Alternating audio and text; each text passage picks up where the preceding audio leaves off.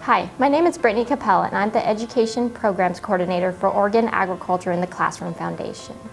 Thank you for volunteering for our annual Agricultural Literacy Project. This video contains information for a successful volunteer experience. This year's book is The Girl Who Thought in Pictures, the story of Dr. Temple Grandin. The first step in this project is getting connected with a classroom. There are several ways you can do this. You can visit a class that you visited in the past, visit a class that has requested a volunteer, or approach a new school in your community. Before you approach a new school, it's always a good idea to check with us to ensure another volunteer hasn't already approached that class. Once you have identified a classroom, set a time that works for both you and the teacher. Make sure to prepare for the presentation by reading through the book and the lesson plan to ensure that your presentation is polished and prepared. It's always a good idea to check with the teacher to see if there's any special accommodations that you should be aware of. When you arrive at the classroom, begin wherever students are used to being read to. Some teachers prefer this on the carpet, while others prefer students at their seats. Start your presentation with your introduction and connection to agriculture. Tell your story. Bring props, crops, or photos to help you do this. This is important in establishing credibility with students. The next step is defining agriculture. We use the 6 F's of Oregon agriculture to help students understand that agriculture is all around us. The 6 F's of agriculture are farming, food, fiber, forestry, fishing, and flowers. At this point, you're ready to begin reading the book. Make sure you read slowly. The illustrations are unique and descriptive, and students will want to see them.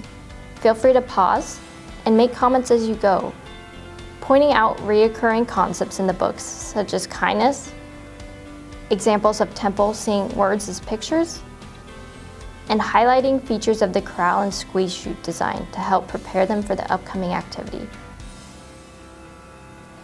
After you're finished reading the book, lead the students in a few follow-up questions. A few examples are: what keeps cows calm while farmers and ranchers are doctoring them? What would it be like to think in pictures? How do squeeze chutes and corrals help animal owners? Next, you will transition to part 2 of the lesson. In the first activity, students will close their eyes and imagine what they think of when they hear the word fruit. After providing students time to share what they imagine, use this opportunity to explain how we think differently when we hear the same word. Thinking in this way is very similar to how Temple processed words. In the second activity, students will work in groups to develop a model like Temple's. Read the scenario provided in the lesson plan. Students will use Play-Doh and toothpicks to build a corral leading up to a squeeze chute that will help farmers and ranchers gather their animals. For younger grades, have students build a simple corral that opens wide on one end and narrows as it reaches the squeeze chute.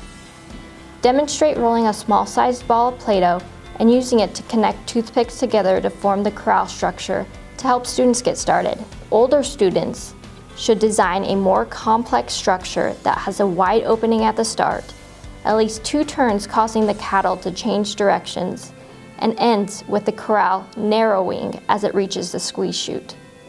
Once students have designed their corral, provide each group with a marble that will act as their cow to test their corral.